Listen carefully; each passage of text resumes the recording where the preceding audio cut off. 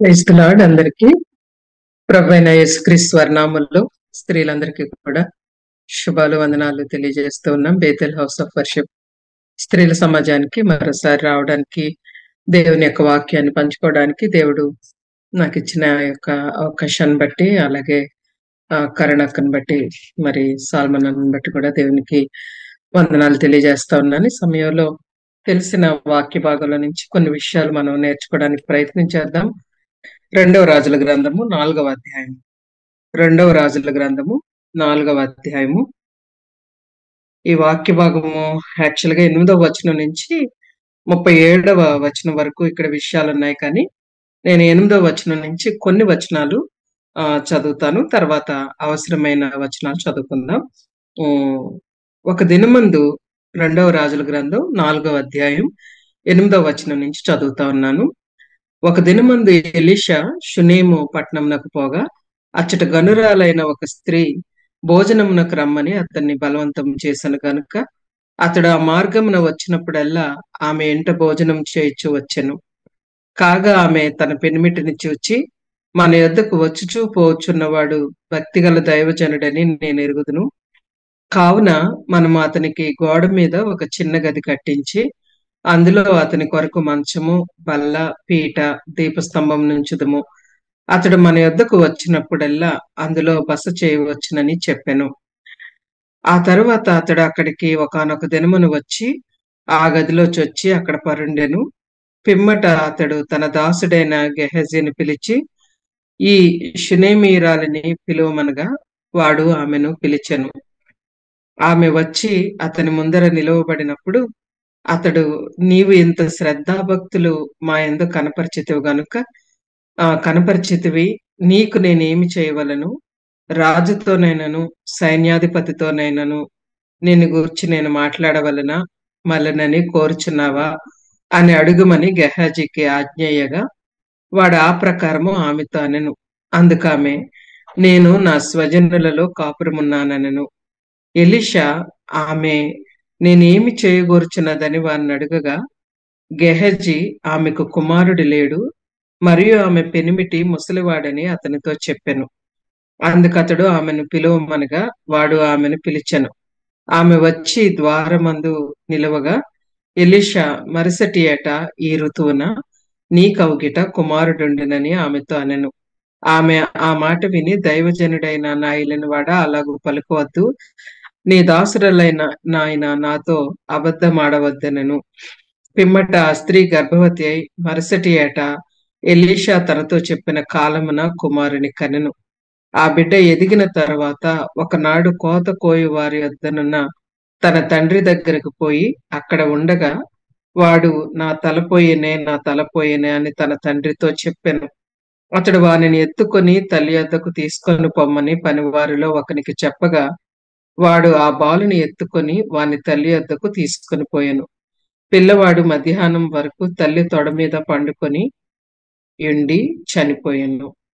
అప్పుడు ఆమె పిల్లవానిని దైవజనుని మంచం మీద పెట్టి తలుపు వేసి బయటికి వచ్చి, ఒక పనివానిని ఒక గాడిదను నా యొద్దకు పంపుము, నేను దైవజనుని యొద్దకు పోయి వచ్చేదనని తన పెనిమిటితో ఆమె అనగా, అతడు, నేడు అమావాస్య కాదే, విశ్రాంతి దినము కాదే, అతని వద్దకు ఎందుకు పోవదు అని అడుగగా, ఆమె నేను పోవుట మంచిదని చెప్పి గాడిదకు గంత కట్టించి తాను ఎక్కి తన పనివానితో శీఘ్రముగా తోలుము, నేను నీకు సెలవిచ్చితేనే గాని నిమ్మళముగా తోలవద్దనను. ఈ ప్రకారము ఆమె పోయి కర్మేలు పర్వతమందున్న ఆ దైవజనుని యొద్దకు వచ్చెను. దైవజనుండి దూరం నుండి ఆమెను చూచి, అదిగో ఆ షునేమీయురాలు, నీవు ఆమెను ఎదుర్కొనుటకై పరుగున పోయి నీవును నీ పెనిమిటియు నీ బిడ్డయు సుఖముగా ఉన్నారా అని అడుగుమని తన పనివాడైన గెహజీతో చెప్పి పంపెను. అందుకామె సుఖముగా ఉన్నామని చెప్పెను. చిన్న ప్రార్థన చేసుకుందాం.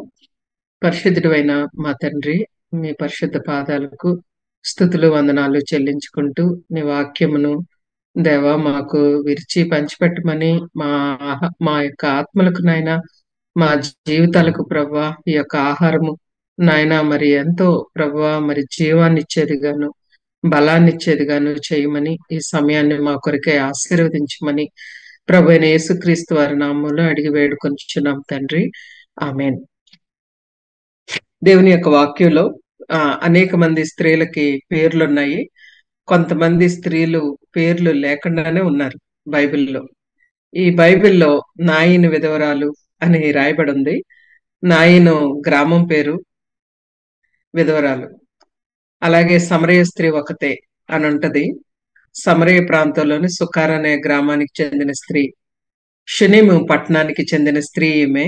షునేమీయురాలు. So there are nameless women in the Bible. But వాళ్ళ జీవితాలను గాని చూస్తే చాలా అద్భుతమైన జీవితాలు వాళ్ళ గురించి రాయబడున్నాయి. బైబిల్ కాకుండా ఉండే కొన్ని జూయిష్ ట్రెడిషన్స్ ఆ బుక్స్ లో అయితే అబీషగు అనే పేరు ఈమెకు పెట్టబడింది. రబ్బానిక్ ట్రెడిషన్ అంటే రబ్బీ, రబ్బూని బోధకులు, యూదా బోధకులు చదివే ప్రత్యేకమైన పుస్తకాలు, ఆచారబద్ధంగా వచ్చే హిస్టారికల్ బుక్స్ అన్నమాట. ఆ బుక్స్ లో మాత్రం షునేమీరాల గురించి అబీషగు అనే ఒక పేరు ఆమెకుంది అని తెలుస్తది. కానీ బైబిల్ ఎందుకో మరి సైలెంట్ గా ఆమెను షునేమీరాలు, కనురాలు ఇట్లాంటి పేర్లతో పరిశుద్ధాత్మ దేవుడు రాయించాడు. ఏంటి ఈమె ఘనత? ఏ విషయాలలో ఈమె ఘనమైన స్త్రీగా ఉన్నది? ఈమె నుంచి స్త్రీలుగా మనం నేర్చుకోగలిగిన కొన్ని విషయాలేంటి అన్నది మనం చూద్దాము. ఆ దినాలలో ఏలియా ప్రవక్త తర్వాత ఎలీషా ఇశ్రాయేలీలకు ప్రవక్తగా ఉన్నాడు. ఎలీషా ఆయా గ్రామాలు, ఆయా పట్టణాలు ప్రవక్తలు దర్శించేవారు. ప్రవక్తల బడులు కూడా ఉన్నాయి. ఆ బడులలో చిన్న ప్రవక్తలు చదువుకోవడం అట్లా కూడా ఉండేది. ప్రవక్తలకు శిష్యులు ఉండేవారు. మరి ఏలియా బ్రతుకున్న కాలం అంతా కూడా ఎలీషా ఏలియాకు శిష్యుడిగా ఉన్నాడు. ఎలీషాకు ఇప్పుడు గెహజీ శిష్యుడిగా ఉన్నాడు. వీరిరువురు కూడా షునేము పట్టణానికి ఒక దినమందు ప్రయాణం చేసి వెళ్లారు అన్న విషయాన్ని మనం ఇక్కడ వాక్య భాగంలో గమనిస్తా ఉన్నాం. ఒక్క దినమందు ఎలీషా షునేము పట్టణమునకు పోగా అచ్చట గనురాలైన ఒక స్త్రీ భోజనమునకు రమ్మని అతన్ని బలవంతము చేసిన గనుక అతడు ఆ మార్గమున వచ్చినప్పుడల్లా ఆమె ఇంట భోజనము చేయించు వచ్చెను.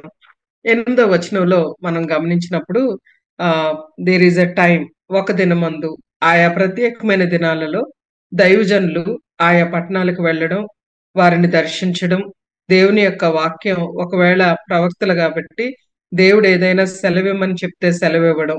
సమూయేలు బెత్లెహేముకు వెళ్ళి దావీదుని అభిషేకం చేసినట్టు చూస్తాం. అంటే ఒక ప్రత్యేకమైన పని నిమిత్తమై వారు వెళ్ళడం అట్లా ఉండేదన్నమాట. షునేము పట్టణానికి ఈయన చాలా సార్లు వచ్చినట్టు గమనిస్తా ఉన్నాం. మరి షునేము పట్టణానికి వచ్చినప్పుడు వీరు యూదులు, షునేమీరాలు కానీ తన భర్త కానీ, మరి దైవజనుడైన ప్రవక్త ఏ ప్రాంతానికి వచ్చేవారో, ఏ స్థలంలో ఉండేవారో, మరి ఆ స్థలానికి వీరు వెళ్ళి దేవుని యొక్క వాక్యాన్ని విని ఉంటారు, గమనించి ఉంటారు.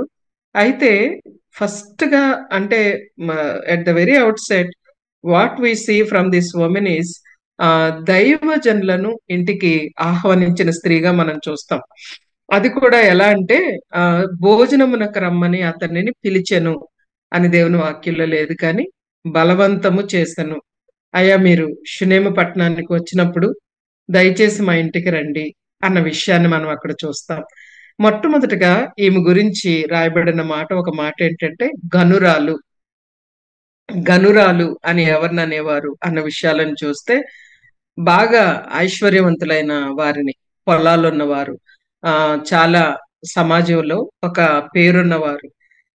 మనకి అపోస్తుల కార్యాల్లో చూస్తే 17వ అధ్యాయంలో తెస్సలోనిక పట్టణంలో ఘనత గల కొందరు గ్రీసు దేశస్థులు స్త్రీలు అట్లా ఉంటదన్నమాట. అంటే సొసైటీలో సామాజికంగా వారికి చాలా గొప్ప పేరు ఉందన్నమాట. అంటే they are well known people in their town, well known people in their maybe the particular region అని మనం చెప్పుకోవచ్చు. సో ఈమె గనురాలు, ఐశ్వర్యానికి ఏం తక్కువ లేదు, ఐశ్వర్యవంతురాలే, సొసైటీలో కూడా సామాజికంగా కూడా ఒక మంచి పేరు పొందిన వ్యక్తి అన్నమాట. బహుశా బ్లాక్ స్పాట్స్ ఏవి కూడా ఆ లైఫ్ లో లేకుండా, మచ్చ లేకుండా చాలా చక్కగా నీ జీవితం, చక్కని సాక్ష్యం కలిగిన, మంచి పేరున్న ఒక స్త్రీగా చూస్తాం. తిమోతి గురించి చూస్తాం చూడండి. మంచి పేరు పొందినవాడు లుస్త్రాలో, దెర్బేలో అని ఉంటది అపొస్తల కార్యాలు 16 అధ్యాయంలో. అలాగా గనురాలైన స్త్రీ. ఇది మొదటి విషయం. రెండోదేంటంటే తనకున్న ఆస్తిని, తనకున్న ఐశ్వర్యాన్ని, తన గృహాన్ని కానీ, ఏదైనా సరే అలా ఖాళీగా విడిచిపెట్టకుండా యెహోవా దేవునికి తను యూదులు గదా! అప్పటికింకా యేసుప్రభు వారు లేరు కాబట్టి, వారి దేవుడికి తను ఏ విధంగా తన పరిచర్యలో పాలుపంపులు పొందగలదు అన్న విషయానికి ఆలోచన చేస్తే, ఎలీషా అటువైపు వచ్చినప్పుడు రండి తప్పనిసరిగా భోజనానికి. మరి ప్రవక్తలు ఎక్కడుంటారు? వస్తారు, అలాగే వెళ్ళిపోతారా? No, no, please come to our house. చాలా చక్కగా చొరవ తీసుకునే స్త్రీగా చూస్తాం. ఇనిషియేటివ్ తనే తీసుకుంది. కొన్ని కొన్ని ప్లేసెస్‌లో ఆతిథ్యం గురించి ఎలా చూస్తామంటే, మమ్రే వృక్షం దగ్గర అబ్రహాము మధ్యాహ్నపు ఎండవేళలో ఉన్నప్పుడు ఆదికాండం 18 అధ్యాయంలో ముగ్గురు మనుషులు వచ్చారు. ఇద్దరు దేవదూతలు. ఒకరు ప్రీ ఇన్కార్నేట్ క్రైస్ట్ ప్రభువైన యేసుక్రీస్తు వారు. వాళ్ళు వచ్చినప్పుడు అబ్రహాము, మీరు దయచేసి వెళ్ళిపోవద్దు. మా ఇంటికొచ్చారు కాబట్టి మీరు ఖచ్చితంగా ఆతిథ్యం తీసుకొని వెళ్ళండి అని త్వరగా ప్రిపేర్ చేసేస్తారు భోజనం. దూడను వధించడం కానీ, పిండి కలపడం కానీ, శారా అయిన 80 ఏళ్ళు ఉంటాయి. అప్పటికి 80 ఏళ్ళు దాటే ఉంటాయి. 87 ఏళ్ళేమో అబ్రహాంకి. అంత పెద్దాయన ఎలా పరిగెత్తాడో అనిపిస్తది. పరిగెత్తి త్వరగా అట్లుంటాయి అక్కడ మాటలు చూస్తే. ఆతిథ్యం ఇవ్వడం అనేది ఒక ఘనమైన పరిచర్యగా ఆ దినాల్లో భావించారు. ఆ దినాల్లోనే కాదమ్మా, ఈ దినాల్లో కూడా ఆతిథ్యం ఇవ్వడం అనేది ఒక గొప్ప పరిచర్యగా దేవుడు ఈ దినానికి కూడా పరిగణిస్తారు దాన్ని. హెబ్రీ పత్రికలో చూస్తాము, ఆతిథ్యం ఇచ్చేవాళ్ళట తెలియకయే దేవదూతలకు ఆతిథ్యం ఇచ్చిరి. ఆ మాట నిజంగా ఎంత వాస్తవం అంటే, ఆ ముగ్గురు మనుషులు ఆదికాండం 18 అధ్యాయంలో అబ్రహాం దగ్గరికి మధ్యాహ్నపు ఎండవేళ వచ్చిన ముగ్గురు మనుషుల్లో ఒకరు ప్రభువైన యేసుక్రీస్తు వారు, ఇద్దరు దేవదూతలు. ఏంటి వీళ్ళకి ఆతిథ్యం ఇవ్వడం? మనం అలా అనుకోం కదా. అట్లా చాలా సార్లు అంటే మీటింగ్స్ జరుగుతూ ఉంటాయి, రిట్రీట్స్ జరుగుతూ ఉంటాయి.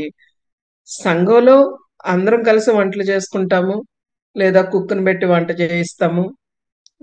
ఆదివారం ప్రేమ విందు కానీ, ఆయా సమయాల్లో రిట్రీట్స్ లో భోజనాలు కానీ కామనే అది. కానీ అవసరతలో ఉన్న వారికి, పరిచర్య చేస్తా ఉన్న వారికి, ఆ ప్రాంతాల్లో ఇంకా వారికి ఎవరూ లేరు, మనం ఒకసారి వారిని పిలిస్తే మంచిది అనుకున్నప్పుడు కానీ, లేదా ఏదైనా మీటింగ్స్ కి వచ్చి వెళ్ళిపోతా ఉన్నప్పుడు కానీ, ఆ లేదా మన మన చుట్టుపక్కల మన చర్చికే వస్తున్న బ్యాచులర్స్ ఎవరన్నా ఉంటే వాళ్ళకి కానీ, వివాహం కానీ పిల్లలు ఎవరన్నా హాస్టల్లో ఉంటే, ఆడపిల్లలు కానీ మగపిల్లలు కానీ అమ్మ నాన్నకి దూరంగా ఉంటారు వాళ్ళు, వాళ్ళని కానీ ఆ టైమ్స్ లో పిలిచి, ఇంజనీరింగ్ స్టూడెంట్స్ ఉంటారండి, క్రిస్మస్ టైం అంతా వాళ్ళకి ఎగ్జామ్స్ ఉంటాయి. క్రిస్మస్ కి వాళ్ళకి ఇంటికి వెళ్ళడానికి అవకాశం ఉండదు. క్రిస్మస్ రోజున హాస్టల్లో ఎవరెవరు ఉన్నారో చూసి, నాన్న మీరంతా వచ్చేసేయండి ఇంటికి, will have lunch together, will have dinner together. Christmas రోజున హాస్టల్లో ఉండిపోతే ఎంత బాధగా ఉంటది వాళ్ళకి.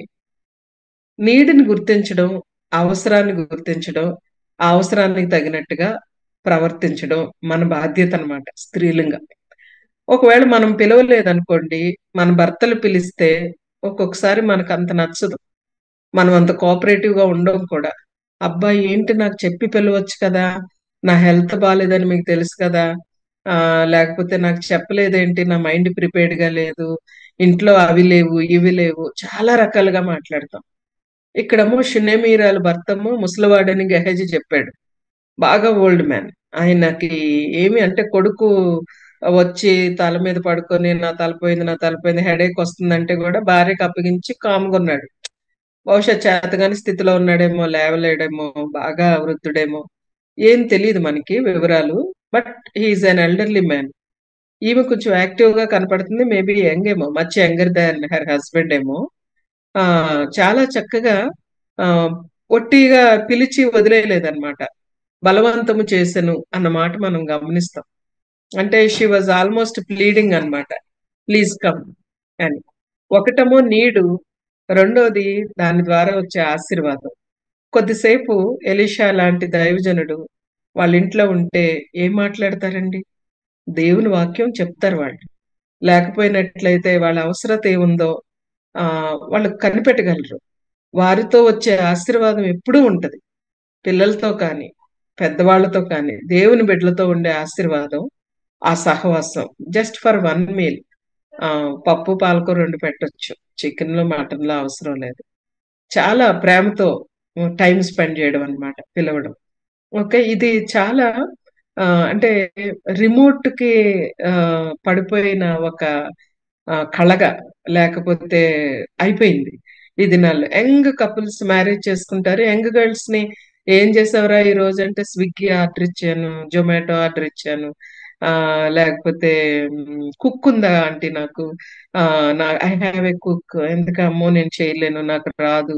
రకరకాలుగా చెప్పడం అన్నమాట. But as a family, as a women అసలు మనకి దేవుడు ఎంత అంటే ఈ ఏరియాలో హోమ్‌ని మనం చూసుకోవడంలో ఒక ఫ్లవర్ వాజ్ ఎక్కడుండాలి, లేకపోతే ఒక గ్లాస్ ఎక్కడుండాలి, ఒక ఫోటో ఎక్కడ మనం ఒక పిక్ వాల్ టెక్స్ట్ ఎక్కడ మనం సరిగ్గా సెట్ చేయాలి, లేకపోతే ఒక టేబుల్ ఎక్కడుండాలి, ఈ ఒక కప్, ఒక గ్లాస్ ఎక్కడ పెట్టాలి, ఇవి మనకే తెలుస్తాయి. అంటే ఆ నాలెడ్జ్ అలాగ దేవుడు మనల్ని నిర్మించి, ఎక్విప్ చేసి మనల్ని ఒక గృహానికి పంపించాడు. ఒక గృహాన్ని మనకిచ్చాడు. మంచి గృహ నిర్వాహకులుగా మనం ఉండాలన్నమాట. ఇది నాది కాదు. నేను టెకీని, లేకపోతే నేను మెడుకోని, లేకపోతే నాలాగా అయితే నేను పాస్టరమ్మని, నాకు చర్చ్ ఒక్కటే చాలు, ప్రసంగాలొక్కటే చాలు, అట్లా అనడానికి లేదని. అలా అనడానికి లేదు.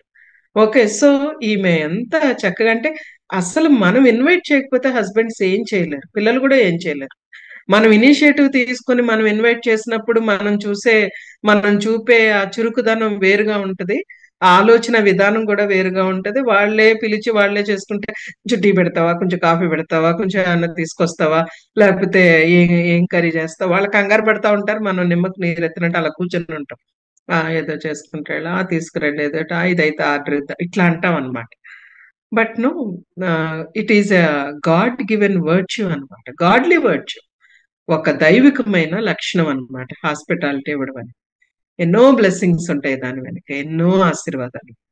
సో, షునేమీరాల నుంచి మొట్టమొదట మనం నేర్చుకున్న గనురాలైన స్త్రీ, ఆతిథ్యం ఇచ్చే స్త్రీగా గూడా చూస్తాము. నెక్స్ట్ ఏంటంటే, ఆ మార్గమును వచ్చినప్పుడల్లా అదే వచనమండి 8వ వచనంలోనే, ఆ మార్గమును వచ్చినప్పుడెల్లా ఆమె ఇంట భోజనము చేయుచు వచ్చెను. అంటే it is not for one time అన్నమాట. ఆమె మినిస్ట్రీ ఇన్వాల్వ్‌మెంట్ మనం చూస్తే, whenever you come, you please come into our house. Whenever you come, you visit us. మీరెప్పుడొచ్చినా మా ఇంటికి రండి. ఇదెప్పుడు చెప్పగలమంటే అండి, ఒక్కసారి పిలిచి చికెన్ ఫ్రై చేసి, మటన్ కర్రీ చేసి, పప్పు చేసి, బిర్యానీ తెప్పిచ్చేసి, ఓకే. డిజర్ట్ పెట్టేసి, కేక్ కట్ చేయించేసి, హడావిడి చేసేసి, టేబుల్ అంతా ఫిల్ చేసేసి, ఒక్క పూటలో అలసిపోవడం. అది కాదు ఆతిథ్యం అంటే. ఓకే. ఈవిడ చాలా బ్యాలెన్స్‌డ్‌గా పెట్టుంటది అనుకుంటున్నాను నేను. చాలా సింపుల్ మీలే పెట్టుంటది. ఇంకోటేంటంటే, ఆ భోజనానికి వచ్చి పోయినప్పుడల్లా ఉండే ఆ దైవజనంతో వచ్చే నెమ్మది, ఆశీర్వాదము, సమాధానము అవన్నీ కూడా తన కుటుంబంలో తను చూస్తా ఉంది. అందుకని ఆయన కూడా చాలా కంఫర్టబుల్‌గా వెళ్ళగలుగుతున్నాడు. ఏమాత్రం ఫీలింగ్స్ మార్చినా ఎలీషా వెళ్ళలేకపోయేవాడేమో. కానీ ఈ వచ్చినప్పుడల్లా వెళ్ళడం అంటే ఇట్ ఈస్ ఎ కంటిన్యూగా, కన్సిస్టెంట్‌గా చేసే ఒక పననమాట. మనము ఒకవైపు ఇల్లు గురించి చెప్తున్నాను నేను. As a woman how you need to behave in your home, in our house or wherever you are అన్నదొకటి. రెండోది మినిస్ట్రీ. ఈ 2 గూడా నేనిక్కడ షునేమీరాల జీవితంలో నుంచి మనం ఇక్కడ నేర్చుకుంటాం. రెండోదేంటంటే మినిస్ట్రీ ఎలా చేస్తుంది? ఒకవైపు ఇల్లు సర్దుకుంది చక్కగా. ఇంకొక వైపు ఆతిథ్యం ఇస్తా ఉంది. అది కూడా ఎలా చేస్తుందంటే కన్సిస్టెంట్‌గా చేస్తుంది. కంటిన్యూటీ అనేది మనకు కనిపిస్తా ఉంది. ఒకసారి ఒక పని చేసేసి అలసిపోయి పక్కెక్కడం అట్లా కాదనమాట. ఓకే. కంటిన్యూటీ.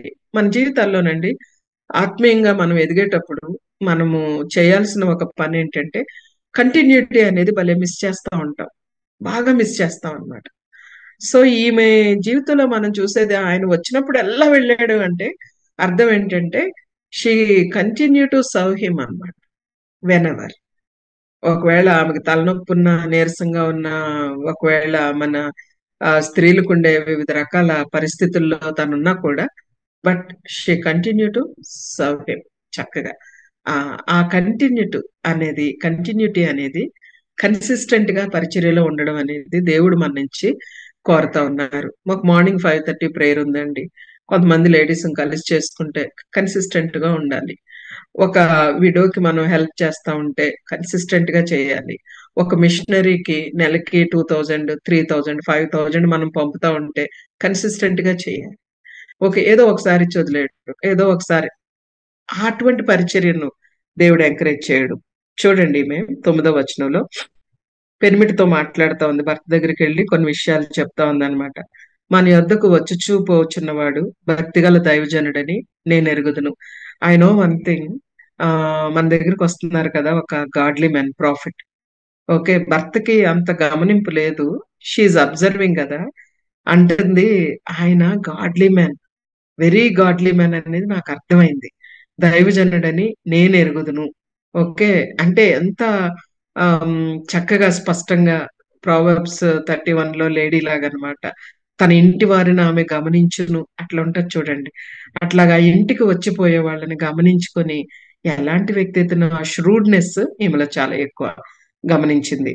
ఏమంటుందంటే, కావున మనం అతనికి గోడ మీద ఒక చిన్న గది కట్టించి అందులో అతని కొరకు మంచము, బల్ల, పీట, దీపస్తంభం ఉంచుదుము. అతడు మన యొద్దకు వచ్చినప్పుడల్లా అందులో బస చేయవచ్చునని చెప్పాను. ఎంత బాగా అసలు ఫుడ్ పెట్టి అలసిపోలేదు. 2 సార్లు పెట్టి మా చర్చిలో బిలీవర్స్ ఉన్నారు. వాళ్ళెవరు పిలవట్లేదు. నేనే పిలుస్తున్నాను. లేకపోతే ఆహ్, ఇట్లాంటి మాటలు లేవనమాట. She is extending her ministry అండి. ఎంత బ్యూటిఫుల్‌గా అంటే, మన ఇంటికి వస్తా, పోతా ఉన్నవాళ్ళు జస్ట్ మీల్స్ చేసి ఎళ్ళిపోతున్నారంతే. రెస్ట్ తీసుకోవడానికి ఒక గది కట్టిస్తామా? ఐశ్వర్యవంతులని చెప్పాను గదా! లేకపోతే ఆ ఉన్న లిమిటేషన్స్‌లోనే. ఆ గది గూడా ఎంత చక్కగా చెప్తుందంటే, దీపస్తంభం, లైట్ కావాలి ఆ రూమ్‌కి. పడుకోవడానికి, రెస్ట్ తీసుకోవడానికి మంచం కావాలి. రాసుకోవడానికి, చదువుకోవడానికి టేబుల్ గావాలి. ఎంత మంచి వుమెనో చూడండి. లేడీ వుమెన్ ఆఫ్ ఆర్డర్ గదా! ఈ ఇంట్లో ఏవేవి ఉండాలి? ఆ రూమ్‌లో ఏమేం పెట్టాలి? టేబుల్ ల్యాంప్ ఒకటి పెట్టాలి. ఒక టేబుల్ ఉండాలి చదువుకోవడానికి. దైవజనుడు గదా! ఒక కాట్ ఉండాలి. చాలా గృహాలలో మిషనరీస్‌కని చెప్పి ఒక ఒక రూమ్ పక్కకు పెడతారనమాట. అంటే మేమండి అక్టోబర్ నెలలో రాజమండ్రి ఐఎం కన్వెన్షన్‌కి వెళ్ళాను నేను. నాకిప్పుడే సడెన్‌గా గుర్తొచ్చింది ఈ ఫ్యామిలీ చెప్తా ఉన్నాను మీకు. ఆయన పేరు కృపారావు గారు. ఆ అక్క పేరు విజయభారతి అన్నమాట. వాళ్ళిద్దరూ కూడా గవర్నమెంట్ లెక్చరర్స్‌గా రిటైర్ అయ్యారు. ఆయన ప్రిన్సిపల్‌గా చేసి రిటైర్ అయ్యారు. ఐఎం కన్వెన్షన్‌కి దాదాపు 400, 500 మందొస్తారు స్టేట్ అంతా గూడా. ఆంధ్ర కన్వెన్షన్ అది. రాజమండ్రిలో జరుగుతా ఉంది. నాకు అకామిడేషన్ ఎక్కడిస్తారు అని నేనడిగితే, వాళ్ళు చెప్పారు కృపారావు గారి ఇంట్లోనండి అని చెప్పారు. నేను సరే నాకు I am very comfortable with believers house whenever I go for ministry. Not in the hotels. ఆహ్, సో, ఆ అన్న, అక్క నాకు పెద్దగా తెలీదు గానీ ఎప్పుడో విన్నాను వాళ్ళ గురించి. చాలా పెద్దిల్లు. చాలా పెద్దిల్లు ఇచ్చారన్నమాట. అకామిడేషన్ ఇచ్చారు. ఆ తర్వాత నాతో పాటుగా ఇంకొక అన్న హ్మ్. మా ఈవినింగ్స్ మాట్లాడుతా ఉన్నారు. ఆ అన్నకు గూడా నైటు స్పీకర్ ఆయన. ఆ అన్నకి ఆయన భార్య వాళ్ళిద్దరికి గూడా అదే ఇంట్లో ఒక బెడ్‌రూమ్ ఇచ్చారు. మాకొక బెడ్‌రూమ్ ఇచ్చారు. అంటే సరిపోయే హౌస్ అన్నమాట. చాలా పెద్ద హౌస్. క్రింద ఫ్లోర్ అంతా గ్రౌండ్ ఫ్లోర్ అంతా ఎవరుంటారు? ఈళ్ళు రెంట్‌కిచ్చారా అని చూస్తే, గ్రౌండ్ ఫ్లోర్ అంతా అలా వదిలేసారు. ఒక 4, 5 రూమ్‌లుంటాయన్నమాట గ్రౌండ్ ఫ్లోర్‌లో. ఆ కృపారావు గారు ఆ బ్రదర్ చెప్తా ఉన్నాడన్నమాట. ఇద్దరు భార్యాభర్తలిద్దరు కూడా నైట్ మీటింగ్ నుంచొచ్చాక కొద్దిసేపు want to spend time with them. మాట్లాడుతా ఉంటే ఏమన్నారంటే, "ఎప్పుడు కింద గదులు అలా ఓపెన్‌గా ఉంచుతామమ్మా. రాజమండ్రి ఏ పాస్టర్స్ వచ్చినా, రాజమండ్రికి ఏ ఆహ్, ఎవరొచ్చినా కూడా అంటే పాస్టర్స్ కానీ, మిషనరీస్ కానీ, లేకపోతే ఎవాంజలిస్ట్‌లు కానీ ఎవరొచ్చినా కూడా వాళ్ళు పర్సనల్ పనికొచ్చినా సరే మా ఇంటికి రావచ్చు. మా క్రింద రూమ్స్‌లో ఉండొచ్చు. మా రూమ్స్‌ని వాడుకోవచ్చు. వాళ్ళ పనులు ముగించుకునే వరకు మా ఇంట్లో ఉండొచ్చు. తర్వాత వెళ్ళిపోవచ్చు. అబ్బా! ఎవరు పెడతారబ్బా! ఇలాగ ఈ రోజుల్లో రెంట్‌లకిచ్చుకోకుండా ఒక 4, 5 రూములు అలా ఖాళీగా ఎవరుంచుతారు అని అనిపించింది నాకు. అంతకు ముందే వాళ్ళిద్దరూ లేరట. వాళ్ళిల్లు విశ్వవాణి మిషనరీస్ వస్తే ఒక ప్లానింగ్ మీటింగ్ కొరకు ఒక 10 మంది ఎంతమంది వస్తే కీస్ విశ్వవాణి మిషనరీస్కి ఇచ్చి మీరు ఇల్లు వాడుకోండి, మేము 3 రోజులు అయ్యాక వస్తామని చెప్పి ఇల్లు మిషనరీస్కి ఇచ్చి వెళ్ళిపోయారట. వాళ్ళు కూడా నీట్ గానే నమ్మకంగానే పెట్టారనమాట. అంటే ఈ రోజుల్లో కొంచెం జాగ్రత్తగానే ఉండాలండి. మిషనరీ అనే పేరున వచ్చే వాళ్ళకి కాదు, అంటే తెలియని కంప్లీట్ గా తెలియని వాళ్ళకి ఇమ్మని నేను అన్న కానీ, బట్ ద వే అంటే వాళ్ళిద్దరే భార్యాభర్తలు ఇద్దరే, వాళ్ళకి ఒక హెల్ప్ చేయడానికి ఒక ఫుల్ టైం మెయిడ్ ఒక ఆవిడ ఉంది. పొద్దున్న నుంచి సాయంకాలం వెళ్ళిపోతుంది ఆవిడ. కానీ వీళ్ళు 70 ఏళ్ళు, కృపారావు గారికి 70+ ఉంటాయి. ఇంకొక ఆవిడ విజయభారతి గారికి కూడా ఆల్మోస్ట్ అంతే ఏజ్ ఉంది. కానీ యాక్టివ్ గా ఉన్నారు, మినిస్ట్రీలో కూడా బాగానే ఉన్నారు. అంటే the way they open the house నాకు చాలా అబ్బా నిజంగా ఈ రోజుల్లో కూడా ఇలా ఉన్నారా అని అనిపించింది. It's always a great great blessing అన్నమాట. క్రమంగా పెట్టడం. మనం ఒకసారి ఎవరింటికన్నా వెళితే చిన్నిళ్ళైనా సరే ఎంత నీట్ గా పెట్టుకుంటారు. సింగిల్ బెడ్రూమ్ అయినా చాలా నీట్ గా పెట్టుకుంటారు. ఒక్క రూమ్ అయినా చాలా నీట్ గా పెట్టుకుంటారు. కొన్నిసార్లు ఒక్కొక్క ఇంటికి వెళ్ళి చైర్లో కూర్చుందాం అంటే చైర్ నిండా డస్ట్ ఉంటది కదా. అద్దం పట్టుకుందాం అంటే అద్దం మీద డస్టే. ఇంట్లో పిల్లలకు కూడా కష్టమే, భర్తకు కూడా కష్టమే ఈ ఏరియాలో. ఇది మనం కేర్ తీసుకోవాలి ఈ ఏరియాలో. మనమే ఒక ఇండోర్ ప్లాంట్ లోపల పెట్టుకునేది మనమే. ఆ స్టెప్స్ మీద ఏ కుండి ఉంటే బాగుంటది అని చూసుకునేది మనమే. Okay, we stay in a rented house, but wherever we go, whenever we shift the house, మరలా అగైన్ అన్ని సెట్ చేసుకోవడానికి చాలా టైం పడుతుంది. But we do that. ఎందుకంటే that is the Christian virtue. ఒక ఫ్యామిలీగా, ఒక కుటుంబంగా, ఒక ఇంటిని సర్దుకోవడం, ఇంట్లో ఏముండాలి, లేకపోతే వచ్చిన వాళ్ళకి ఏమేం చూడాలి.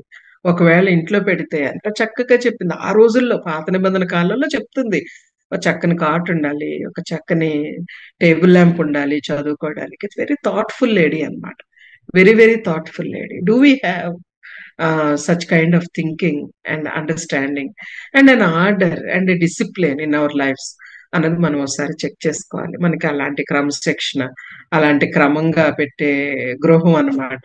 అక్కడ ఒక్కొక్కసారి ఒక ఇంట్లోకి వెళితే ఆ టవల్ అక్కడే ఉంటది, ఓ ప్యాంట్ తీసి తలుపుకి తగిలిస్తారు. అబ్బా ఏంటో అనిపిస్తది కదా. రకరకాలుగా పెట్టుకుంటారు ఇంటిని. ఏం పట్టింపు ఉండదు. ఏంటంటే నేను మార్నింగ్ వెళ్ళి ఈవినింగ్ వస్తాను కదా, ఏవో చెప్తాం మనం లేడీస్. ఏదైనా అందరికీ 24 గంటలే. ఆ 24 గంటలు నన్ను బలపరచువాన్ని బట్టి నేను సమస్తం చేయగలను అన్నట్టుగా ప్రభు వైపు చూడడం, మనం చేయగలిగిన విధానాల్లో చేయడం అన్నది మనం నేర్చుకోవాల్సిన విషయం. ఇంత బాగా ఈమె ట్రీట్ చేసేసరికి ఆ చాలా ఎలీషా చాలా ఇంప్రెస్ అయ్యి, ఏంటి వీడు ఇంత చక్కగా వచ్చినప్పుడల్లా ఆ, ఎలా చూస్తుందంటేనట 13వ వచనంలో ఉంది చూడండి. అతడు నీవు ఇంత శ్రద్ధాభక్తులు మా యందు చేసే పని ఎలా చేస్తుందంటే కన్సిస్టెంట్ గా చేస్తుంది. ఒక క్రమం, ఒక ఆర్డర్ తో చేస్తుంది. గండ్రాలైన స్త్రీ, ఆతిథ్యం ఇచ్చే స్త్రీ, ఒక క్రమశిక్షణ కలిగిన స్త్రీగా చూస్తాము. మూడోది ఏంటంటే కేర్ఫుల్ గా చేసే శ్రద్ధా భక్తులు అన్నాడు కదా. అంటే తను చేసే పని చాలా శ్రద్ధగా చేయడం అన్నమాట. మీటింగ్ హాల్ అరేంజ్ చేయమని చెప్పామనుకోండి, మీటింగ్ హాల్ సర్దేశం చైర్స్ అంటారు, ఓ చైర్ ఇటు ఉంటదో చైర్ అటు ఉంటది, అట్లా కాదు. ఒక టేబుల్ మీద ఒక క్లాత్, ఒక దాని మీద ఒక ఫ్లవర్ వాజు, లేకపోతే ఒక ఇండోర్ ప్లాంట్. ఓకే, ఆ పెట్టే విధానాలు, ఒక వాటర్ బాటిల్ పెట్టడం అక్కడ, ఆ పెట్టే విధానాలు చాలా, అంటే ఏది అవసరం ఉంది అంటే చేసే పని taking care of the minute details అన్నమాట. ఆవిడ చాలా డెలిజెంట్ వర్కర్ గా అది ఎలీషా గమనించాడు. ఎలీషా ఇంత శ్రద్ధగా, ఇంత చక్కగా, ఎంత బాగా చేస్తున్నావు అసలు నువ్వు, అట్లా మాట్లాడతాడనమాట. ఇంత శ్రద్ధగా, ఇంత కేర్ఫుల్ గా పని చేస్తున్నావు, పరిచర్యలో పాలు పంపులు పొందుకుంటున్నావు. ఒక మాట ఉంటది చూడండి, యుద్ధానికి వెళ్ళేవాడికి, యుద్ధ సామాగ్రి దగ్గర ఉన్నవారికి ఒకే జీతం అట. ఎలీషా ప్రవక్తగా చేసే పరిచర్యకు, ఎలీషాకి ఆహ్వానించి ఆతిథ్యం ఇచ్చి తర్వాత ఎలీషాని చూసుకోవడం, ఇదంతా కూడా దేవుడిచ్చే ఒక జీతం సేమ్, రివార్డ్ సేమ్ అన్నది ఇక్కడ చూస్తాం.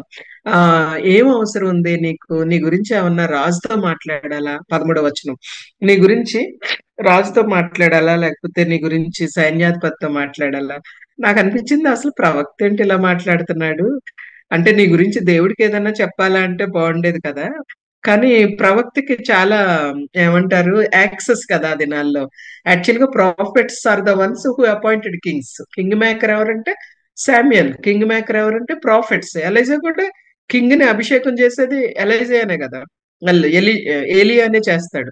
సో వీళ్ళకి ఆ యాక్సెస్ ఉంది కాబట్టి ఏమన్నా చెప్పమంటావా నీ గురించి? సైన్యాధిపతి ఏమన్నా చెప్పనా, రాజుతో ఏమన్నా చెప్పనా, క్షణాల మీద చేసేస్తాను అంటాడు. ఈమె ఇచ్చిన ఆన్సర్ ఎంత బ్యూటిఫుల్ ఆన్సర్ అంటే 13వ వచనం చివర్లో అంటది, నేను నా స్వజనుల మధ్య కాపురం ఉన్నాననను. నాకు చాలా కాలం ఈ మాట అర్థం కాలేదండి చదువుతా ఉన్నప్పుడు. Why she speaking like this అని. నేను I think I was reading a కామెంటరీలో ఆయన రాశాడనమాట. ఏంటంటే whatever the situation that I'm in, I'm satisfied. నేను నా స్వజనుల మధ్యలో కాపురం ఉన్నాను. రాజు దగ్గరికి వెళ్ళి నా గురించి చెప్పాల్సిన అవసరం అంటే రాజులు ఇచ్చే విషయాలు, రాజులు తీర్చే కొరత నా దగ్గర లేదు. సైన్యాధిపతులు తీర్చే కొరత కూడా నా దగ్గర లేదు. యాక్చువల్ గా పిల్లలు లేరు. రాజు ఏం చేయగలడు పిల్లలు లేకపోతే? సైన్యాధిపతులు ఏం చేయగలరు? యుద్ధం చేసి ఏమన్నా పిల్లలు తెస్తారా? తేరు కదా. మనుషుల కష్టం వల్ల పిల్లలు రారు కదా. ఓకే. అయితే పిల్లలు లేరు అన్న విషయం కూడా ఈమె ఇక్కడ చెప్పట్లేదు. అంటుంది పిల్లలు లేకపోయినా నేను కంటెంట్మెంట్. ఓకే. దైవ ఏమంటారు, సంతుష్టి సహితమైన దైవభక్తి గొప్ప లాభ సాధనమైనది. ఈమె భక్తి గల స్త్రీ కదా. అందుకనే కదా అంత మినిస్ట్రీలో అంత చక్కగా ఇన్వాల్వ్ అయ్యింది. యాక్టివ్ గా, కన్సిస్టెంట్ గా, ఆర్డర్లీగా అలా చేస్తా ఉంది కదా. నేను నా స్వజనుల మధ్య కాపురం అన్నాను అంటే, పాల్ అంటాడు చూడండి ఫిలిప్పీ పత్రికలో, కలిమిలో ఉండనెరుగుదును, ఆ ఆకలితో ఉండనెరుగుదును, అయినను ఏ స్థితిలో ఉన్నాను ఆ స్థితిలో సంతృప్తి కలిగి ఉండ నేర్చుకొని ఉన్నాను, నన్ను బలపరచువానిని బట్టే నేను సమస్తము చేయగలను. అలా మాట్లాడుతుంది అనమాట. నేను నా చుట్టూ నా స్వజనులు ఉన్నారు, వాళ్ళ మధ్యలో నేను కాపురం ఉన్నాను, నేనున్న ఈ స్థితిలో నేను కంటెంట్మెంట్ నాకుంది అంటారు. అట్లాంటి స్త్రీ ఈ స్త్రీ. సో మన లైఫ్ లో చాలా సార్లు మనుషులు తీర్చలేని కొరతలు ఉంటాయి. మనుషులు ఎవరు తీరుస్తారు? హస్బెండ్ కూడా ఓల్డ్ మ్యాన్ అంట. ఓకే. ఆ ఈమె బహుశా కొంచెం యంగే కానీ బట్ అట్లా ఉందన్నమాట. మనుషులు తీర్చే కొరతలు లేకపోతే చాలా ఉన్న తర్వాత కూడా మనం ఇది లేదు నాకు, అది లేదు, ఓకే ఈ కలర్ లేదు, లేకపోతే ఆ కంపారిజన్ కూడా కదా మనకి. ఆ ఇంటి వాళ్ళు అలా ప్లాన్ చేసి అలా కట్టుకున్నారు, వాళ్ళున్న ప్లేస్ సిటీ మధ్యలో ఉంది, మేము ఇక్కడ ఉన్నాం, రకరకాల లోటు చెప్తానే ఉంటాం మనం. ఆమె కంటెంట్మెంట్ చూస్తే సో బ్యూటిఫుల్. ఎస్తర్ కూడా ఇదే మాట అంటది 2వ అధ్యాయం 15వ వచనంలో అంటది, రాజు దగ్గరికి వెళ్ళే ఆ రాత్రి ఆ ఛాన్స్ తనకు వచ్చినప్పుడు, రాజు కోరుకుంటే రాణి అవుతుంది, లేకపోతే వాళ్ళ హారాన్ని ఉంటది కదా, అందులో లైఫ్ అంతా పడి ఉండాల, అంతే. పెళ్లి ఉండదు, ఇంకొక పెళ్లి చేసుకోలేరు కదా. రాజు ఎప్పుడు కోరితే అప్పుడు వెళ్ళడం, లేకపోతే లైఫ్ అంతా అక్కడ హారంలో పడి ఉంటారు. ఫుడ్ అయితే ఉంటది, బట్టలు అయితే ఇస్తారు ఆ టైప్. హేగే అంటాడు చాలా వస్తువులు అక్కడ పెట్టి, వస్త్రాలు అక్కడ పెట్టి, ఇంకా ఏమన్నా కావాలా అని అడిగితే, హేగే పెట్టిన వస్త్రాలు, హేగే పెట్టిన నగలు తప్ప ఎస్తేర్ ఇంకేం కోరలేదు. ఒకవేళ కోరితే ఆ రాజు దగ్గరికి వెళ్లే ముందు ఏం అడిగితే అది ఇవ్వడానికి వాళ్ళు రెడీగా ఉన్నారు. మోర్ ఓవర్ ఎస్తేర్ అంటే చాలా ఇష్టం హేగేకి. అందరికి ఆమె దయ పుట్టించేటట్టుగా ఉండే లేడీ అన్నమాట. వెరీ హంబుల్ గా, హ్యూమిలిటీతో అట్లా ఉన్న యంగ్ ఉమెన్ కదా, బ్యూటిఫుల్ గా కూడా ఉండే lady. But know the contentment. వద్దు చాలు, ఇంతవరకు చాలు, మీరు ఇంతవరకు ఇచ్చారు కదా, ఐఎమ్ సాటిస్ఫైడ్. నిజంగా మనకి మన మన విషయాలలో మెటీరియలిస్టిక్ థింగ్స్ పట్ల మనకి ఇలాంటి కంటెంట్మెంట్ గానే ఉంటే అది చాలా ఆశీర్వాదకరం. అది లేకపోవడం వల్ల ఇంట్లో చాలా చిరాకులు, చాలా అసమాధానం, ఎప్పుడు గొడవలు, ఎప్పుడు వాటి కొరకైన వేవరింగ్ అన్నమాట. ఒకలాంటి వేవరింగ్, వరల్డ్లీనెస్, ఓకే, ఇవి కనపడతా ఉంటాయి. సో మన జీవితాలలో కంటెంట్మెంట్ కలిగి ఉండడం అనేది షునేమీరాల నుంచి మనం నేర్చుకుంటాం. And there is a crisis here. Okay. So consistent గా పనిచేయడము, తర్వాత ఆర్డర్లీగా ఉండడము, కంటెంట్మెంట్ కలిగి ఉండడం, తృప్తి కలిగి ఉండడము. ఇప్పుడేమో క్రైసిస్ ఏంటి? మరి ఎలీషా చెప్పాడు, గెహజీ చెప్పాడు పిల్లలు లేరంటే, ఎలీషా ప్రామిస్ చేశాడు ఒక 1 year కి. ఈ 1 year కూడా ఆమె ఆతిథ్యం ఇస్తానే ఉండుంటది. Hospitality she may never stopped. Okay. 1 year అయిపోయింది, బాయ్, ఇప్పుడు ఒక బేబీ బాయ్ దేవుడు అనుగ్రహించాడు. వాడి వయసు ఎంతో తెలీదు గానీ, చిన్న వయసులోనే ఎంత తలనొప్పి వచ్చిందంటే, మరి ఏమి బాధో తెలీదు. ఎంత బాధంటే చచ్చిపోయాడు. ఆ! అసలు క్షణాల్లో చనిపోయాడన్నమాట. మరి what kind of disease we don't know. చాలా ఫాస్ట్‌గా జరిగిపోయింది. త్వరగా ఆ బిడ్డ చనిపోయినట్టుగా చూస్తాం. ఓకే. తండ్రి దగ్గరికి పరిగెత్తుకెళ్ళాడు. తండ్రి ఏం చేయలేదు. తీసుకెళ్ళి వాళ్ళ అమ్మకిచ్చాడు. ఓకే. వాళ్ళ అమ్మకిస్తే అది కూడా 19వ వచనం చూడండి ఏమనుందో. అతడు వానిని ఎత్తుకొని తల్లి యొద్దకు తీసుకొని పొమ్మని పనివారిలో ఆయన గూడా ఎత్తుకొని ఎళ్ళలేదు కనీసం. వాళ్ళ అమ్మకిచ్చేసేయండి. ఇలాగే ఉంటారు కొంతమంది. వాళ్ళ అమ్మ చూసుకుంటదిలెండి. వాళ్ళ అమ్మే చేస్తదిలెండి. అన్నీ మనమేనా చేయాల్సినయి? అన్నీ మనమేనా ఫేస్ చేయాలి? అన్నీ మనమే అండర్‌స్టాండ్ జేసుకోవాలా? వీళ్ళకేం ఆలోచన రాదా? వీళ్ళేం పట్టించుకోరా? అంటే అందుకే దేవుడు సాటి అయిన సహాయంగా ఇచ్చారు. నిజంగానే ఒక్కోసారి ఆలోచన రాదు వాళ్ళకి. పోనీ చెప్పిన ఆలోచన వెంటనే వింటారా అంటే కొన్నిసార్లు వినకపోవచ్చు కూడా. ఇక బిలీవర్ కాకపోతే అన్‌బిలీవర్ హస్బెండ్‌గా ఉన్న లేడీస్‌కి, సిస్టర్స్‌కి ఇంకా చాలా కష్టం ఉంటది. But still we have a God to go. We have a ఇక్కడైతే షునేమీరాలకి there is a prophet to go అన్నమాట. ఒక ప్రాఫిట్ దగ్గరికెళ్లి మొరపెట్టుకునే ఆ యాక్సెస్ ఈవిడకుందిక్కడ. ఓకే.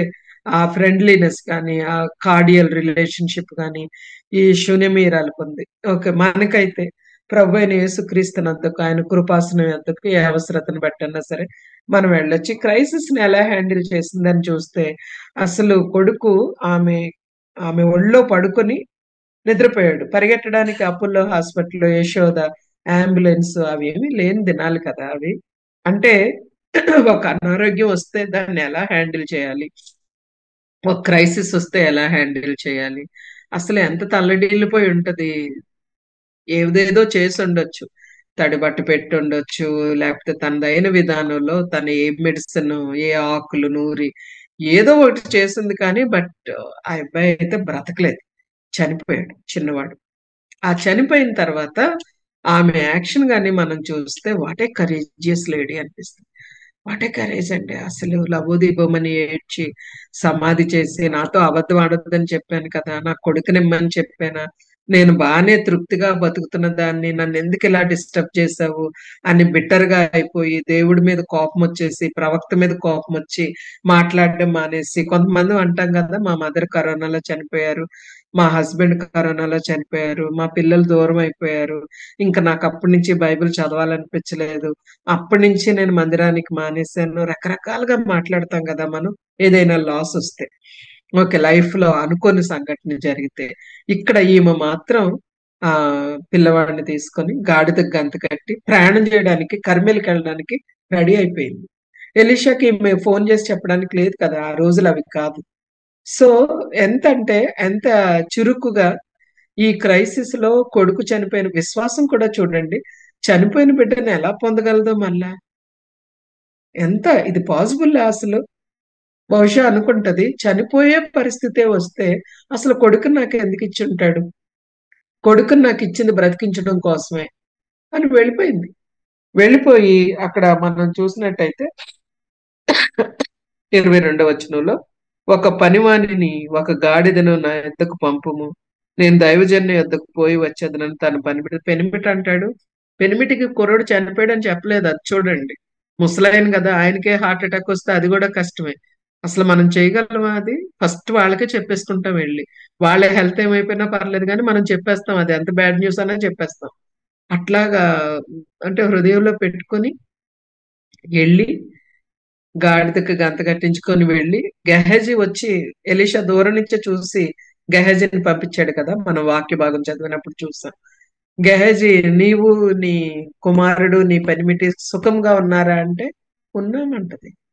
దారిలోనే ఏడ్చేసి, ఇలా ఇలా జరిగింది బాబు, ఇలా ఇలా అయిపోయింది బాబు, ఏంటి ఎంత కష్టమైందో అని ఎక్కి ఎక్కి ఏడ్చి కన్నీళ్లు కార్చె అసలు లేదు. అసలు ఏంటబ్బా ఇంత అమేజింగ్ లేడీ అనిపించింది నాకు చదువుతా ఉంటే. మరలా పనిమానితే ఏం చెప్పిందో తెలుసా? నేను ఆగమంటేనే ఆగు గాని ఎంత ఫాస్ట్‌గా ఎళ్ళగలవో అంత ఫాస్ట్‌గా ఎళ్ళు. ఎంత ఫాస్ట్‌గా ఎళ్ళగలవో అంత. అబిగయీల్ గూడానండి నాబాలు మగవారిని అందరిని చంపడానికి దావీదొస్తే ఎంత క్విక్‌గా యాక్ట్ చేస్తదో అబిగయీలు. ఆ పని వాళ్ళతో చాలా పనులు చేపించేసుకొని ద్రాక్ష ఏంటి గుత్తలు, ఇవి అంజూరపు పండ్లు ఇవన్నీ పట్టుకొని వెళ్ళిపోతది దావీదుని ఎదుర్కోవడానికి. ఎంత యాక్టివ్‌గా ఉన్నారో గదా వీళ్ళు. ఎవరి మీద డిపెండ్ అవ్వకుండా వాళ్ళ పని వాళ్ళే చేసుకొని, వాళ్ళ క్రైసిస్‌ని వాళ్ళు హ్యాండిల్ చేసుకోవడం గాని, ధైర్యంగా ఉండడం, విశ్వాసంతో ఉండడం, ఎలీషా దగ్గరికి రావడం. తర్వాత అట్లాగనమాట. 28వ వచనంలో మాట్లాడింది. అప్పుడు ఆమె, "నా కుమారుడు కావాలని నా ఏలినవాడా నిన్ను అడిగితినా? నన్ను భ్రమపెట్టవద్దని నేను చెప్పలేదా?" అని అతనితో మనవి చేయగా, అతడు, "నీ నడుము బిగించుకొని నా దండమును చేత పట్టుకొని పొమ్ము. ఎవరైనాను నీకు ఎదురుపడిన యెడల వారికి నమస్కరింపవద్దు. ఎవరైనాను నీకు నమస్కరించిన యెడల వారికి ప్రతిమర్యాద చేయవద్దు" అని చెప్తే అంటది 30వ వచనంలో, తల్లి ఆ మాట విని, తల్లి అన్నాడు చూడండి, ఇక్కడ షునేమీరాలు కాదు. ఇట్స్ ఎ మదర్స్ హార్ట్ కదా. ఓకే. తల్లి ఆ మాట విని, యెహోవా జీవము తోడు, నీ జీవము తోడు, నేను నిన్ను విడువనని చెప్పగా అతడు లేచి ఆమెతో కూడా పోయెను. సో ఎలీషా రావడం, ఎలీషా ఆ బిడ్డ కొరకు ప్రార్థన చేయడము. ఓకే. ఆ బిడ్డ మీద పండుకొన్నప్పుడు ఆ బిడ్డకి వెట్ట కలగడము, జీవం మరలా తిరిగి రావడం. ఆ బిడ్డను మరలా తిరిగి పొందుకున్న స్త్రీగా ఈమెను మనం చూస్తామన్నమాట. అంటే చాలా ఆశ్చర్యం కలిగించే విషయాలేంటంటే, 8దో అధ్యాయంలో కూడా ఈవిడ యొక్క ముగింపు ఎలా ఉంటదంటే, 8దో అధ్యాయంలో, ఒకనాడు ఎలీషా తాను బ్రతికించిన బిడ్డకు తల్లి అయిన ఆమెను పిలిచి, యెహోవా క్షామకాలం రప్పింపబోచున్నాడు. 7 సంవత్సరములు దేశములో క్షేమం కలుగునని చెప్పి, నీవు లేచి నీవును నీ ఇంటి వారును ఎచ్చట నుండుట అనుకూలమా అచ్చటికి పోవడనగా, ఆ స్త్రీ లేచి దైవజనుని మాట చొప్పున తన ఇంటి వారిని తోడుకొని ఫిలిష్తీయుల దేశమునకు పోయి 7 సంవత్సరములు అక్కడ వాసం చేసెను. నీ ఆహారమును నీటి మీద వేయము, అది నీ వద్దకు మరలి వచ్చును అనే వాక్యం జ్ఞాపకం చేసుకుందాం. 4వ అధ్యాయంలో ఎలీషా ఇంటికి వచ్చినప్పుడల్లా ఈమె ఆహారం పెడితే, ఎలీషా ప్రవక్త రాబోయే కాలంలో క్షామం వస్తది.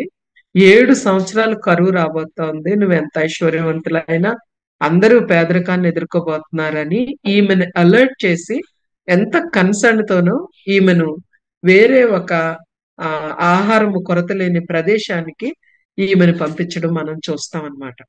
అలాంటి ఆశీర్వాదాన్ని ఆమె పొందినట్టుగా మనము గమనిస్తాము. తర్వాత 6వ వచనం చూడండి. రాజు ఆ స్త్రీని అడిగినప్పుడు ఆమె అతనితో సంగతి తెలియజెప్పాను. కాబట్టి రాజు ఆమె పక్షముగా ఒక అధిపతిని నియమించి, ఆమె సొత్తు యావత్తును, ఆమె దేశం విడిచినప్పటి నుండి నేటి వరకు భూమి ఫలించిన పంట యావత్తును ఆమెకు మరలా ఇమ్మని సెలవిచ్చాను. ఆమె మరలా 7 సంవత్సరాలు అయిపోయాక తన ప్లేస్‌కి వచ్చినప్పుడు, తన ప్లేస్‌ని అక్కడ ఆ ప్లేస్‌లోనట మనం చూసినట్లయితే ఆ భూమి అదంతా కూడా బహుశా వేరే వాళ్ళు తీసుకొని ఉన్నారేమో. రాజు దగ్గరికి వెళ్ళి ఆహ్, మాట్లాడడము, గెహజీ అక్కడ చాలా రోల్ ప్లే చేయడం మనం చూస్తాం. మరలా తన భూమి తనదంతా కూడా తిరిగి పొందినట్లుగా మనం చూస్తామన్నమాట. ఒక ఫెలోషిప్‌లో ఉండడం, ఒక దైవజనుడితో సంబంధం కలిగి ఉండడం, ఒక హాస్పిటాలిటీ ఇవ్వడము, ఇవన్నీ కూడా ఈమె లైఫ్‌లో మనం చూసినప్పుడు, ఒక ఇల్లాలిగా, ఒక కుటుంబాన్ని నడిపించుకునే స్త్రీగా, ఒక పరిచర్యలో పాలుపంపుని పొందిన స్త్రీగా ఎన్నో విషయాలు ఈవిడ దగ్గర నుంచి మనం నేర్చుకోవచ్చనమాట. షునేమీరాలు, గనురాలు మొట్టమొదట. మంచి పేరు పొంది సమాజంలో చక్కని ఘనత వహించిన స్త్రీగా, గనురాలుగా. అంటే beauty is important. But beauty కంటే కూడా డిగ్నిఫైడ్‌గా ఉండడం అనేది మోర్ ఇంపార్టెంట్. ఇట్స్ డిగ్నిటీ అన్నమాట. యాక్చువల్‌గా ప్రొవర్బ్స్‌లో అన్నాడు, అందము మోసకరం, సౌందర్యం వ్యర్థం. అందం ఉన్నా లేకపోయినానండి, being a women we need to be dignified. వస్త్రధారణలో కానీ, మాటల్లో కానీ, అన్ని విషయాల్లో కూడా అది ఘనత అన్నమాట. చాలా గనురాలీవిడ. రెండో విషయం మనం ఏం చూస్తాం? ఆతిథ్యం ఇచ్చిన స్త్రీగా చూస్తాం. మూడోదేంటి? బల్ల, మంచం, దీపస్తంభము, కుటుంబాన్ని, ఇంటిని ఒక ఆర్డర్‌లో నీట్‌గా, లవ్లీగా, మంచి అట్మాస్ఫియర్ క్రియేట్ చేయడం అన్నమాట. ఉన్న చిన్న ఇంట్లోనే చాలా రంగురంగులేసేసి, రంగురంగుల లైట్లు పెట్టేసి అట్లా చేయమని నేననను. సమ్ అట్మాస్ఫియర్ అని. Lovely atmosphere, cleanliness, okay. And orderliness in the family అన్నది చాలా చక్కగా ఈవిడలో చూస్తాం. And contentment. తృప్తిగా, తనకున్న దాన్ని బట్టి తృప్తిగా ఉండడం.